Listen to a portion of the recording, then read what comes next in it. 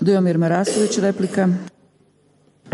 Štovana gospođo dopredsjednice, kolega Pupovac, evo ja ću vam pružiti još malo zadovoljstva jer vidim uživate da kad vi nešto rečete da onda pola Sabora tako se bavi i vama i vašim tezama. Ali eto, mislim da treba reći. Prvo, moja replika se odnosi na jedno jasno, vi jednu tezu, jedno pitanje, jednu vašu konstataciju da podržavate Vladu i da podržavate promjenu Ustava. Treba podržati promjenu Vlade, ove nesposobne Vlade da bi nas svima bilo bolje. Replika je u ovim u biti gotova. Ali imam još nešto reći. Vi branite komunističke diktature. Svjesno ili nesvjesno, ili iz demagoških, ili nekih profiterskih, nekih inih razloga, ali ovdje ste jasno. Ja sva što rečem, ali nisam vas potezao za jezik, to ste rekli. Branite komunističke diktature, komunističke režime. Komunistički režim je napravio više zla srpskom narodu nego bilo koji drugi režim, da sad ne nabrojim ljude. To samo kao by the way.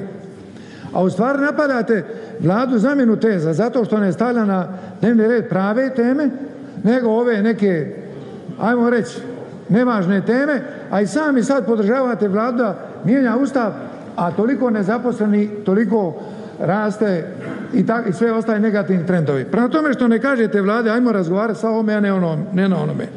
I na kraju kažete, nije moje da svima nama ovdje govorite otprilike što bi trebali mi govoriti. A na kraju kažete, nije moje eto da ja govorim šta bi opozicija trebala raditi.